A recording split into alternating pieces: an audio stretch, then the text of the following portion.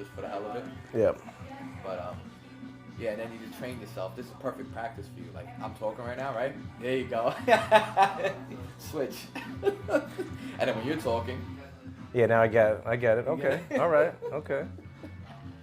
Yeah. This is Maldo's magic right here. Using the finger. Mm-hmm. Switch back. Okay. Now push back to here. Yep. Yep. But now look at the camera when you switch back and talk.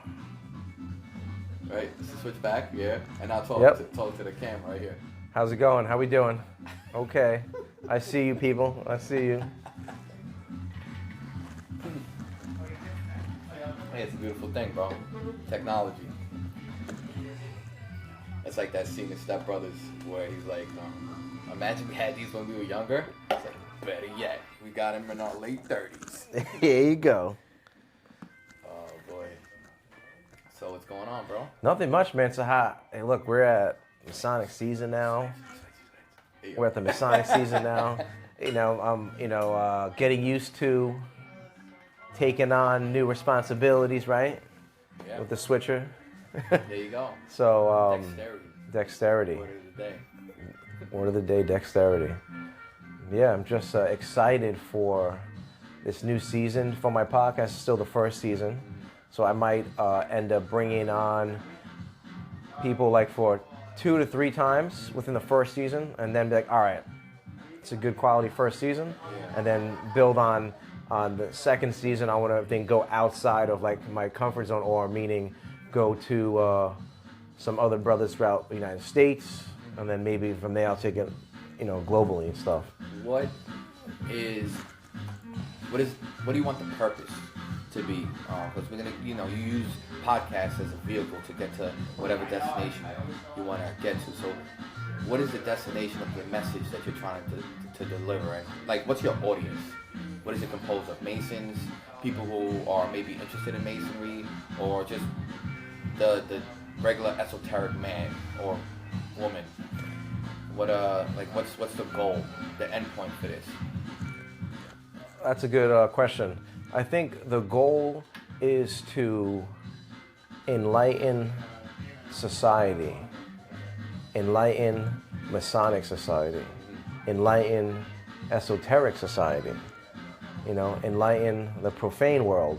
Just bring light to all, but focus on, obviously, Masonry, focus on esoteric groups, and just really to give knowledge over ignorance. That's always been my motto, really, to show people different perspectives, or to get them to be like, oh, what is this? Well, they can start researching and stuff. So I don't know about if that's the end point. It's more of a, the goal is just to be like I'm a public figure that spreads knowledge to the world. Okay. Yeah. Yeah. So in short, you highlight the ignorance, right? How we, or maybe how you, or whoever your guest is, how they viewed the world prior to this new enlightened frame of thought, right? So you're almost trying to ignite consciousness, right? You want to ignite consciousness, but first to do that and to steer your audience or steer whoever you're trying to really, grab this new way of life. It's like the current state that you're in, or prior to that, didn't really serve you. This new consciousness of enlightenment and the search and attainment of enlightenment and information is the new way, because you live life with more of an understanding, instead of, this is what it is, there's no veering off, whatever the subject is, understanding that at this place in time, this is my frame of thought. Mm-hmm. But as I grow older and new things happen to me, it can't sweat. It's like listening to a song when you were 5, and then listening to it when you were 35, you're gonna listen to it with a different ear. Yeah. No, I agree. It's like understanding that, we're always learning, and helping people to understand that it's okay to be open-minded. It's okay to study something or learn something that maybe might not be something that you were taught when you were raised or when you were growing up. Doesn't mean that's bad. It just means that you're ignorant in the knowledge of that certain subject. And I think it's also giving people tools, because you could get all this book knowledge, but if it's not helping you in the modern world, right? Some people say, then what is it really doing? Is it distracting you? Yeah. But if it's helping people to have balance, if it's helping people to understand unity is a very powerful word and a powerful thing that we need right now in our society and within the world if we want to expand and progress our consciousness. It's definitely essential in the growth of society and how to dwell together, right? Understanding thy neighbor, right? Understanding even choices. Was this person a victim of circumstance, or they're just that poor in character, you know, when you're dwelling with somebody? Because certain people aren't willing to sway on their beliefs, and that's why it's like to understand the art of conversation, right? Instead of saying this is information, from what I've understood up to this point, this is what it is, or what it may be, or how it may be viewed. You know, so like when you watch a documentary, you know, especially on Freemasonry, they'll say this means this, you know. Oh, okay. As opposed to, you know, common belief establishes that this may have become, you know, like you leave it open, because a lot of times when you deliver direct information, you're met with challenge. Yeah. You don't want to be met with challenge. You want to be met with like an open mind. And, oh, okay, interesting. And they almost build off your beliefs or build off your thoughts or help you get there or vice versa. You know, instead of being met with that, no, that's not true. This is what I read in this book. You know, common subject, right? The pyramids were made by man versus they were made by aliens. You know, if someone was like, yeah, you know, no, it was this type of workforce that did it. And then somebody who is a big believer in aliens and has watched so many documentaries and said, you know, that man at this point in time didn't have the understanding of mathematics, or they didn't have whatever resources to make this so thing. They say. You know, and now it's like you're met with opposition, instead of, oh, wow, you know what? That may be a possibility. And it kind of builds the conversation, right? And it becomes a wondering thing, right? Instead of just defined information, you know? So is it safe to say that people find truth in things that they believe to be true? So meaning, if they believe that the pyramids were created by angels, then they'll find stories, books, people that solidify their truth in that, which doesn't mean that it's the truth. Right. It's your truth, right? Reality is perception. Perception is reality. How you view something is kind of your truth, right? And look at how a phone algorithm works, right? You're searching things, and now the phone is built to kind of always, what's the word I'm looking for? Know thyself. The phone knows you. Yeah, the phone knows you, but it's meant to build this comfort bubble of things that don't oppose your beliefs, right? And that's kind of like how news and everything is delivered nowadays. These things keep you in a bubble of comfort. It doesn't challenge your thought, because now if you're always met with challenge, you're not going to be the ideal consumer, right? So, you know, the phone does that. Our bodies do that too. You know, if you're a Met fan, and you're always looking up Mets statistics and stuff like that, you know, those are going to be common beliefs to why the Mets are better than the Yankees, or whatever your reasoning. You're looking for truths. Right. So I see that. That was poorly executed, by the way. That's a bad thought, an arrangement of thoughts. But sometimes I listen more than I'm trying to deliver. You ever do that? Oh, you're trying to deliver a message? Another good thing is sometimes we don't really listen, right? Sometimes we're just quiet enough until the person stops talking, so that we could like say something. And that's where I think where society too, where we have to learn, especially as Masons, to stop and listen more, pause, and actually listen to what the person's saying, so we could understand it, really understand where it's coming from, rather than just pausing and being quiet just because you're letting them talk, so then you could because you're thinking of what you want to say, because then you're not really listening. Yeah, in short, it's a lot of people aren't listening. They're just waiting for their turn to speak. Yeah. Okay. Yes. Yes. So yeah, it's attention is currency.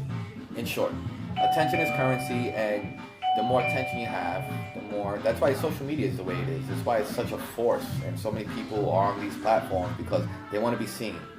not only do they want to be seen, but they want to be seen as they see themselves. So they create these falsehoods sometimes, or not even a falsehood, but a lot of times you appear to be where you're not yet, right? You could have goals, and the way you present yourself to the world is that you've met that goal yet, while you're still working towards it. But I think one of the great things about, the fraternity that we belong to, or just being enlightened, is understanding that there's so much value in the journey, and you got to be okay with not being okay, because more people want to see that, because so many people are in love with perfection, and they want to give this idea that they're perfect. But if you have art that's been painted, right, by a Renaissance painter, or any type of like legit artwork, Van Gogh, that's not a perfect depiction. That's not a picture of outside the starry sky. That's his perception of the world, which is skewed and kind of like wavy and stuff like that. So that's where art is. So if you're okay with that being okay, and you kind of highlight those things that, not so much that are wrong with you, but that you're working like constant elevation, right? You're never at the same point. You're still not good. You're not where you want to be, but you're ever upward in the way you attack life. I agree. That's why I like to use the esoteric arts or the great work to help me with that. So I go to, obviously within Masonry, we can talk about the working tools are ways to help you with that, or alchemy is one way, turning lead from lead to gold. So meaning like really honing in on your imperfections, right? So making that from that rough ashlar to the smooth ashlar. And it's something that people think you just do it once. It happens constantly. Yeah, like every chapter. If your life's a book, it's like, all right, next chapter. Now, you learn more items, but there's still stuff to chip away. There's still items that are lead and not gold. Yeah. And it's being okay, like you said, being okay with that, being okay to know that we're not perfect, but we're still working to create that sculpture. But art is also subjective too, as well. Right. So we have to be okay with what's good for us or what we think is right. Might not be for someone else, but as long as we're not, hurting ourselves or others, then I don't think it's something bad. As you refine your skills, it's like anything else, right? The older you get, almost the better things will go, right? As a baby, the shoes that they make for babies, they're not the same toughness as the shoes that they make for adults, right? Babies is usually soft bottom because they're not running, through rocks and stuff like that. They're crawling in, a controlled environment. Yeah. And as you get older, your physical state demands maybe more refined things, right? So now as you get older, the sneakers are a little bit different because now you're running on asphalt or concrete, or as you join the trades, you have steel-toed boots. Yeah. So okay. As you refine yourself, God will naturally give you the tools that you need to perform ideally and to the best of your ability. But it's the attainment of that and the search of that. I said it backwards, but naturally that's how I feel. And stuff like that. So the working tools, all of those things. My ADD just kicked in. It's all good. Working tools, man, that's something I feel like really understanding them, if you really understand what they're saying, it tells us what they represent, what they do, but I think really learning how to actually use them, like how do you use them, or maybe understanding what working tool to use in a different situation, when maybe might be in an emotional situation, or might be a person at work, a coworker, or relationship thing, whether it's friends or foe, whatever. It's learning maybe what working tool to use with that. I think that's something that would greatly help more brothers if they could really understand that. Like this. All right, I'll give you an example. If I'm doing construction work, building a wall, I know I'm not going to use the spackle knife when I still have to put the framing first, right? So I'm using a framing gun, right? We're going to have all the studs, and then I'm going to switch to my different tool, right? Because now I'm doing different application. Now I'm going to put sheetrock on a wall, creating a wall. So I'm going to have to use the right drill for that, right? And then it's like, I feel like it's understanding when to use a particular working tool depending on what you're dealing with or building at that time. What do you think about that? I think let's right now we're like hyper focused on the tool, right? Yeah. As opposed to knowing that you have tools. Okay. Which in as you pull back and really like take a look at the bigger picture, it just shows you that you go into life with a plan, right? You just broke down what tools to use for what things. Right? Yeah. There's a plan there. And that's what I feel like the consciousness is, going into it with a plan. But you can't be really locked down to that plan, right? There's a kind of, you gotta ebb and flow with it. But yeah, just knowing that you have tools to get the job done to the best of the ability that your skill allows you to use these tools. It's a reminder that you have these tools, but also go into life with a plan for success, and utilize these tools. And as you become more skillful with these tools, the end result of the job is better. Your days get better, you know. And masonry, as you go and go through life, just more tools, because now you know how to use these tools. Yeah. So you can, with these tools, you can do this type of job. But the more tools you get, you become more skilled, and now the job, and you can do a greater job, right? You're not just a worker in the site, the job site, or in the quarry, right? Okay. You're not just the guy pulling blocks. You're the guy chiseling blocks now, because your skill got better. So that basically says that as you progress in masonry and in building, right, your tools get more defined in a sense. You could do more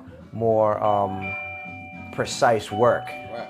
And if you relate to yourself, we first need to figure out how to be on the level with brothers in mankind. Then we need to also figure out how to be rectitude of conduct, right? And then also how to always be on the square, right? Yeah. So it's understanding those basic foundations, and then as you progress to more finer details depending on the situation, right? Absolutely, it's essential, right? Now you have the mental fortitude, right, to understand that things may not always go your way. Your conduct shouldn't change, and you shouldn't be what's the word I'm looking for? I can't speak now today. Discouraged if it doesn't go your way. So not only how you use the tools, right? You looked at of value, so people are gonna put you in more places of success, right? And then with your conduct and being an upright man, how many times have you met somebody and you find out they're a Mason, and you're like, that makes sense. That makes sense because of their conduct, the way they're the moral fiber that they're composed of. It's like, okay, this is an honorable man, and I think that you have to embody that in this craft with your conduct. You know, a lot of times we fall victim to our speech, right? If you're hanging out with your friends and you may be at the bar, due to our Neanderthal-like behavior, we might curse and do certain things. But now when you're on a Masonic podcast, or a podcast, I shouldn't say Masonic podcast, but where you're representing the craft, a lot of times we forget we're representing Freemasonry, and your speech may become unclean, right? So like the cautiousness that you're supposed to use, now you're on a platform where you're not really conducting yourself in a way that is beneficial or that shines light on the craft the way it should. I agree with that. That's like when some people say, some brothers I know might say, before you get the square and compass, a car decal, you make sure that once you put that on that decal on your car, now you represent masonry. So if you drive and you're reckless, cutting people off, giving people the finger, you're basically representing. Then they assume that all Masons are like that. Right. So I always remember that because I have a bunch of decals on my car. And I always remember, all right, gotta make sure. But it's to the point where I think the tools level you off to understanding, like you said, fortitude. So in refinement in that little situations like that, discouragement from traffic doesn't really throw off your balance of your emotions. I agree with that. Even like while now we're on the podcast, we should make sure that we're what's up, my brother?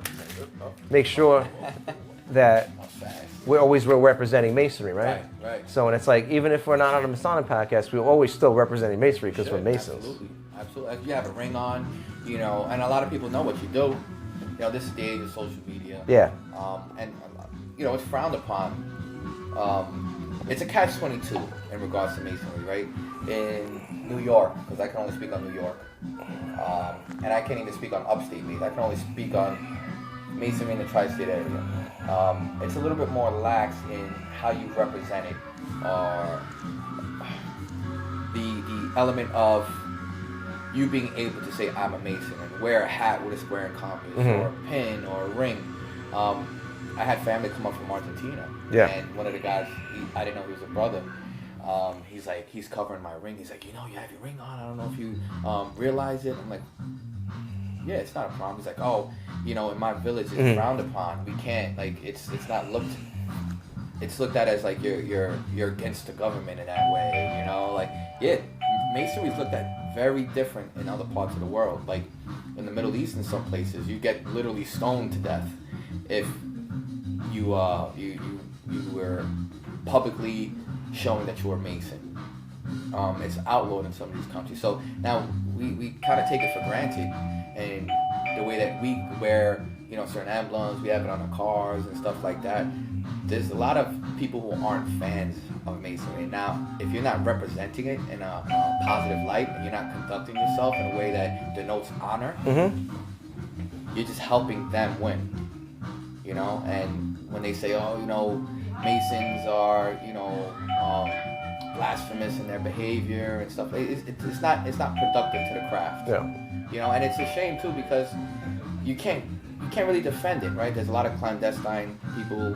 You can buy a Masonic ring on Amazon. Anybody can front like they're a Mason. So don't help that thought of us to the public. You know, we want to be looked at as an esoteric, Renaissance-like group, where it's like those guys are free-thinking in nature, life, liberty, the pursuit of happiness. A lot of those American values that we hold dear fall in line with Masonry. And, you know, we have to do a better job of doing it. And you do a great job. I mean, you highlight the higher consciousness in, you know, your podcast and some of the guys that you have on. They're speaking about deep stuff, you know, and that's the beauty of it. It's not the attainment of knowledge; it's the delivering of knowledge and how do you deliver it. That's one of the things I've benefited from in Masonry. It's not so much information, but how to dwell in fellowship and how to breed consciousness and curiosity. Right? You know, a lot of conversations can't be had in a library or at a bar in a certain way, because it's not in the right, like you're not gonna play baseball in a bowling alley, right? It's not the right setting, right? Yeah, Masonic Lodge is like, you talk about some of the things, like the consciousness, some of the working tools, you know, and just philosophy in general, like just to love that higher consciousness. You know, you're in that arena. Yeah, I always like to say, it's sometimes it's like collective consciousness. So you know. When people go to bars and just go and hanging out, like they're in a collective consciousness. They're in a type of consciousness that you know enjoys doing that, right? Yeah. And it's just the same behavior. It's the same thing. Masons are in a collective consciousness. We're in a collective consciousness that enjoys going, you know, to a temple and then opening up a Masonic lodge within that temple and talking about items that we wouldn't talk about at that bar, because we're in a different collective consciousness. Right. But we're in a different collective consciousness that is open to exploring higher realms of consciousness. Right. Different rooms of the house, you know? That's right. My father's house or mansion has many rooms. Very true. I mean, how many times you have people over? You don't show them the crawl space. You don't show them the attic, you know? That attic are archives of, you know, grandpa stuff, stuff like that. And that's one of the beauties of a Masonic lodge, or dwelling in a Masonic organization. Some of the guys I talked to are 90 years old, and they're sharp. They're sharp because that's years and years of just mental calisthenics. You know, you're working out those, and then the memory too. When you have to remember ritual or Yeah. rules or etiquette and stuff like that. You're constantly working on stuff. You don't even realize it. It's a lost art. Yeah. I think it truly is a lost art, and that's the one thing I love Masonry. How even I think a lot of other groups, esoteric groups, have that too as well. But Masonry is like that's like its main thing where it really develops that memory of right speech, that memory of right reason, that memory of right logic, that memory right of right ways to uphold yourself. Right. So that's a powerful thing that sometimes I think gets overlooked. It's a workout, and then even again, when it comes to the attainment of information versus the deliverance of information, right? You have to listen to understand, not to respond. But also in delivering a message, you want to deliver it in a way where it's understood also. And that's where you really sharpen your craft, right? You're not just reading words. Yeah. You're not very monotone. To excite the human psyche, right? To inspire. I've seen guys give Masonic talks, and it's left you like, wow, I'm full of life, and it's very similar to an opera singer. I remember right before COVID, I believe it was Jepta. They had a brother from Italy, and he was an opera singer. And I've heard opera before on the radio, I've seen it on television. This guy gave a performance in Italian. I don't speak Italian. And it just, you could feel the pain, the emotion behind it. It was just a high and a low and a high and a low. And I was like, wow, I'm choked up. I don't understand one thing he said, but I can feel the emotion in delivering ritual and any other type of Masonic talk. You should leave the room that way. And I feel like the people who undertake that responsibility, like a middle chamber lecture or whatnot, sometimes when it's delivered, it's like, wow, this is spot on. And even the feat of delivering something like that, right? Just that's like mental gymnastics right there, being able to perform, right, and get that perfect set. Yeah. So that's really interesting. Also, wasn't one thing I was gonna say about. Have you ever, so when you deliver, and not to cut you off. It's okay. So I would deliver like a lecture, or I would speak, and like even the way my voice projected, I wasn't happy with. And guys would come up constantly, and they know that you're a working product, and what's the word I'm looking for? That's happening to me a lot today. I didn't have my milk or something, but like they would like, listen, when you speak from the core, the stomach, right? Not from up here. And I didn't even realize I was doing that. So now like that little tidbit that they gave me at that place and time, now is something I use throughout life, and it's helped me. I deliver words more with eloquence? Not so much eloquence, but with like not determination, but it's like spot on point. It's delivered in a way where it's confident. It's not unsure. It's I use this word with my daughters all the time. Walk with conviction. Like with purpose, and that's exactly how it's. A message is delivered with purpose. It's like spot on, arrow, bullseye. And even if it's not maybe phrased the right way, people understand like, wow, this is someone who's speaking with passion. It's not half, I don't want to curse, but half Buddhist Maximus way. Yeah. It's delivered in a way where it's understood. No, you're right. I agree with that.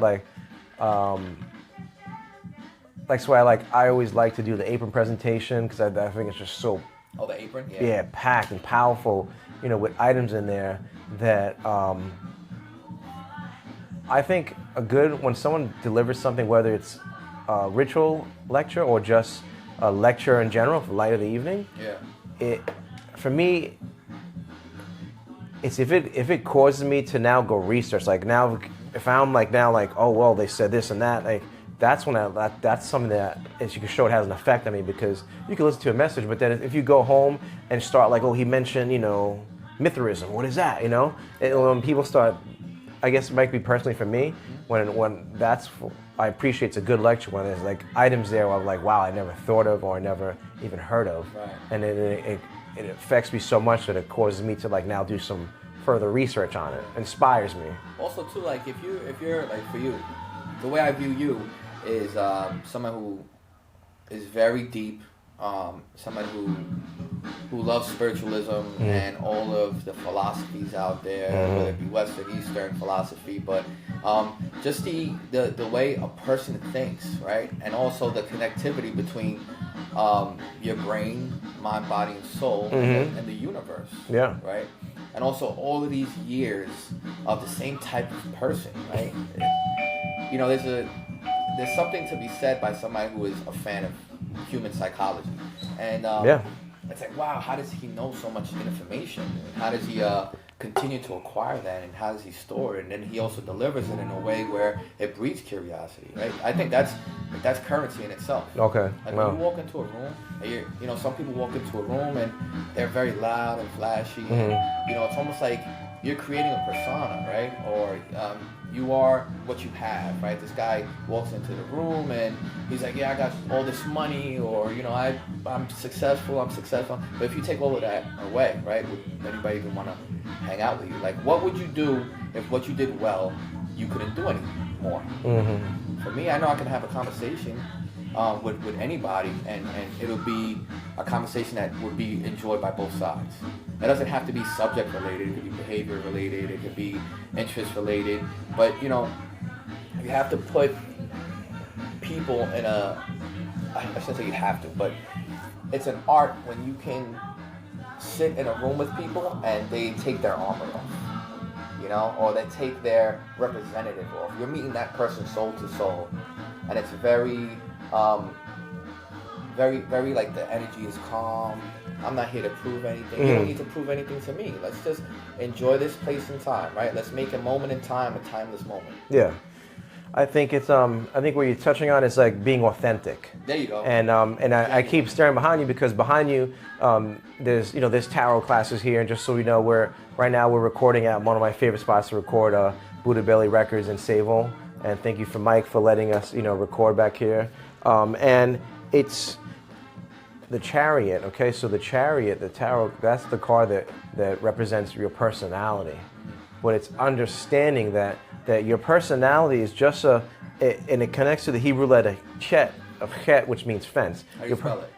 It's C-H-E-T. That's how you spell it, like the letter, like it's but because Hebrew letters also mean something, so it means fence. And that the zodiac sign that connects to that is Cancer, because what? Crabs have a shell, right? Right. So to show you that your personality is that external shell, that external fence around you, but it's around your true self, and you have to understand that. That's why I like using tarot and all these symbols to understand just to be authentic. So like you're saying, if someone, when they walk into a room and money or whatever is their thing, they're using that shell, their personality. They're masking who they really are, because sometimes people are afraid to be authentic and to be their true selves. Right. I mean, you see it all the time. You go into a bar and you cross paths with somebody that you haven't maybe seen since high school. First questions that usually come out are, what are you doing, with your life now? Where do you work? Where do you live? You got a house? These questions start coming out, and it's almost like they're using a list to measure how much respect they have to give you, or if you're being able to be used as an opportunity and stuff. Like, how can I use this person? And a lot of times, unbeknownst to a lot of these people, like, that's what's happening. You meet somebody and you're looking at them, is this person of value? Are they worth my time? Are they worth my conversation? It shouldn't be like that. I agree. It shouldn't be like that, but also you have to also learn to set boundaries. Because sometimes, in life there's givers and there's takers. Sometimes, if you're a giver, like, you can't pour from an empty cup, right? So if you're always giving, right? And you're not really doing self-work, introspection, working on yourself, to fill your cup up, how can you give what you don't have? Right. Absolutely. Absolutely. That's why I'm just a big believer in, when I walk into a room, you rarely know what I do, And that almost breeds curiosity sometimes. Like, who is this guy? You know, why is he walking around the way he's walking around? And he doesn't need anything. He's not asking any questions. He's just there, you know. And then once everything is, then I'm all in. Like, there's two extremes to me. I'm either all in, very excited, and or I'm just very reserved. But it all depends on the audience, right? Some people don't want to see that. Some people, when you come into the room, you should excite the curiosity, not the energy. What do you think about that? So when you come into a room, you should excite the curiosity. Yeah. So what are different ways to excite curiosity? Could you mean like being mysterious or being silent, or sometimes not doing things that will seem the norm? So is it? It's hard. How do you excite curiosity? So in your there's a opinion? fine line between that, because a lot of times that may be looked at as, all right, you're manipulating the situation, right? So if somebody's, you know, everybody wants to be seen. If you're helping them being seen, it's like, okay. But the way I see it is, and anxiety is caused a lot by this. People walk into any situation and they want to make the situation them, you know? Oh, you know, I want to create this place of comfort for myself. So they might induce certain behaviors and stuff like that, or, you know, they need, everywhere has to be home for them, right? Where I'm a bigger believer in sitting, observing, whether it's a team, whether it's just a group of people dwelling together in fellowship, or, you know, if it's a job, study the system, find out where the weakness in the system is, and make that part stronger.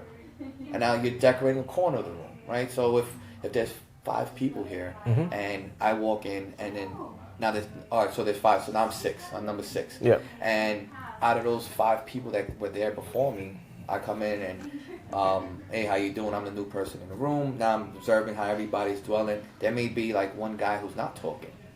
So maybe when the conversation comes to me, I might veer it to them just so they feel included. And then now everybody has a piece in the greater whole, and it breeds a healthier environment too, you know? So it sounds like you're talking about being empathetic to people's needs. Like you're learning to read a room. You're right. You're being empathetic to people's needs in the present time. So meaning, it's one thing to be empathetic of, you know, a relationship, but like you're saying, if you're in a room and you notice someone maybe is feeling left out, you could read their energy, right. And by observing their body language, right? They might be looking at their phone, you know, nervous tick. I think that's an incredible quality right there, to be empathetic to that, to try to bring him into the conversation, meaning bring him into that consciousness. Absolutely, yeah. I think, you know, naturally you're going to do things. As you get older, you overcome certain things, right? I feel that we all, if you're a good person, and not saying that I am a good person, I strive to be, but I feel like you try to be the person you needed as a child, right? You try to be the boss you needed as a worker. In a group like that, there's empathy, right? And that's funny that you said it, because I never put it that way, but I was that person in the room where it's like you left out. So like now maybe that's what made me hyper observant prior to doing certain things. I don't know. I'm not psychologist. It's psychology. Yeah, but yeah, you know, you try to. So now you can relate, and I think if you can relate on a higher level with everything, whether it be, you know, a pet, you know, like there's a reason why you take your dog for a walk. It's like, well, I know what it's like to be cooped up in a house. So the more experiences you have in life, if you try to heal those things, naturally, you know, life becomes better, I guess. Yeah, because I think it goes back to unity, it goes back to harmony within yourself, and then within your external world. Yeah. Because if people, you know, believe in oneness, you know, everyone is a reflection of ourselves. We're all children of God. Yeah. So it's just, once you understand that, there is no need to get over on someone, or it's all about being the go-giver, like going the extra mile to help people, rather than needing to, what can I get from this person? You know. Well, how do those experiences shape you? Because, like, look at Batman and the Joker. Very similar childhoods, right? Think about it. I don't know about that. But, you know, bad stuff happened to them. Okay. How did they react to it, right? One was like, you know what? I'm falling victim, and I'm going to continue this path. and the other was, a hero, right? And they tried to help. What happens where that switch occurs? Why couldn't they both be heroes? What happens in a person where they can react a certain way where instead of saying, you know what, I see no good in the world, I'm just going to continue this, I'm just going to be on that team now, versus, you know what, I can do something about this where this doesn't continue to happen. Well, because it's like hermetic laws, it's polarity, so it's different degrees. So the main common denominator is that they're both people, right? And then next one is that they're both people that experience trauma, right? But they're both dealing it the same way. Yes, one's a hero, but the way he doesn't call the police to do justice, he takes it into his own hands. So in an organized society, he's seen as a vigilante. So basically, but this one creates that one. You need the one to have the other. Yeah. There's no hero without the villain, because we live in a world of duality, of polar opposites, and that's how we know what's right and what's wrong. You ever see that? And I'm probably not going to do it. I'm probably going to do a disservice by words of spells. When they explain to or when they try to find out like why certain things happen in the world, like this car accident, God forbid, a child, perishes because of it. And like causation. How could this happen? How could God let this happen, or whatnot? And then certain people were like, well, it's not that. It wasn't a back and forth. It was like the absence of it. The absence of certain positivity. Yeah, like I said, I'm gonna do it a disservice, but like when somebody acts in an evil way, it's not that there was an absence of good and love, and that's what caused it to be a certain way, and not that evil was stronger than goodness. I don't know if I'm explaining it right, but there's not like goodness and evil, or godly and evil, or love and like dislove. It's just an absence of one of the two, right? So when you have an abundant place, there's an absence of evil. When you have a place that's not so loving and it's very bad and dark things happen, it's because there's an absence of love. It's not like they're polar forces. Yeah. You ever heard that? That's a possibility. No, so you're saying because there's an absence of love, it gives the germs and seeds of evil to sprout, right? Right. In a sense, you're saying so. It's like the devil versus God. Like a lot of times they're like, how could the devil be stronger than God, or how could God allow this to happen? And it's not like they're not in. And it's not something. Again, these are just thoughts, but it's like I don't think it's that mentality. Is it that mentality that breeds that, or is it that there's not a constant battle between good and evil, like history says? Well, there could be, and the constant battle is just between knowledge and ignorance. The ignorant, are ignorant to items, and we all could be ignorant in different situations, right? But they're ignorant to something, so that once they're just acting out of ignorance. Sometimes if you have the knowledge, now you have the knowledge, you have to understand the understanding of when to act in a certain way and have discernment as well. But I think in different philosophies, there's always been, the good versus the bad. There's always polarities and stuff. But look at night and day. It's an absence. It's an absence of light, right? It's not that the darkness, night won against the daytime. But let's think about this too. Now we'll go getting a little deeper. But so I always tell people, like, some people, like, when you're doing like magical work or meditation or working with different planetary or zodiacal energies, you can never stare straight into the sun, right? What's going to happen? You're going to blind yourself. Right. Well, meaning the days always seem positive, but at the nighttime you could stare into the moon. Oh yeah. So, to understand that there's like the yin yang. There's still a balance. Dot. There's a balance in each. There's a part of us that has a little part of it. Like the nighttime could be seen as bad, but the nighttime is also a good time for reflection, to use work with the moon, because you can look directly to the moon, you won't get blinded. Right. Whereas with the sun, look directly to the sun, you will get blinded. In a day where it's thought to be mostly positive, because the sun is supposed to be love, right? And God making stuff grow and stay alive. But if you If you're too much into it, if you look into it too much, it's too powerful. The love is, imagine that the love is too powerful, which could burn your eyes. Well, yeah, I mean, it's like anything else, right? And you have people who are in search of something, right? Or even, I think Jordan Peterson has spoke on it, right? Like drug addicts, right? As long as they were poor, and not as long as they were poor, but as long as they didn't have money, they were constantly very industrious, right? Trying to make things work because they were working for that. The minute they got their paycheck or their disability check or whatever, now they're like strung out, you know? And they're in a place of dormancy, right? They're done. They got everything they wanted, and there's no continued purpose. There's no continued search for anything. They're just useless. People in general, I feel like if you're always having good things happen to you and you're never met with any type of obstacle, right, or no feeling of overcoming, like that could breed anxiety and all the issues now. Like, you don't have enough to do. Like, anxiety is a luxury of the lazy sometimes, right, or non-moving. Okay. And it's also, it's interesting, I tell people too, you can't become a skilled sailor by sailing calm waters. Right. You got to sail choppy waters to be a skilled sailor, because you're either about to go through a storm, you're either in a storm, or either leaving a storm. Right. If once you understand that about life, then you become a better sailor in this game of life. Stuff happens for you, to help you out, to grow you, to test you. And a lot of the times people say, oh, why did God let this happen?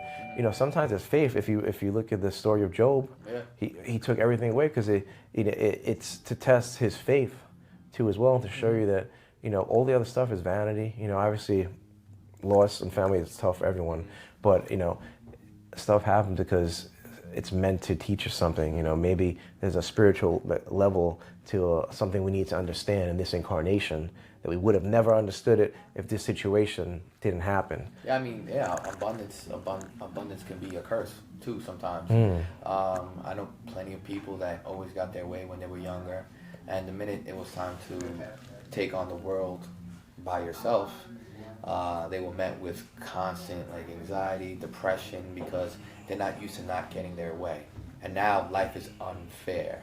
But now, as a parent, you breed situations that create uncertainty, because it's almost like that chess battle. You're not facing another player, you're facing adversity. And once you overcome adversity, it's like, okay, you know, it's sometimes we stop and we wait to avoid. Sometimes you just gotta go through the storm, and in going through, you get the skills to overcome. You know. And then sometimes you can't even control the storm. Like it's about going through it. Like, there's no way. What's going on, brother? There's no way of not going through it, because like you got to get to destination. The storm's there, and if your ship is X amount of, you know, square feet, Buffalo, and right? the storm is, you know, miles and miles around you, there's no way. It's like sometimes it's like it's hard to avoid the storms, but that's why the most important thing is not a financial bank account as much as an emotional bank account. If you have an emotional bank account, you could handle any situation, because you got it stocked up. You're well stocked in that emotional bank. Well, emotional savings account, because you can have a bank. I got a bank account right now. I can handle a lot of things. But yeah, bro. Yeah, absolutely right. Building that mental fortitude. Yep. So important in life. Absolutely, man. I gotta restock. I gotta refill. Yeah, so let's take a break. Take a break. All right. Commercial break. Back from our sponsors shortly.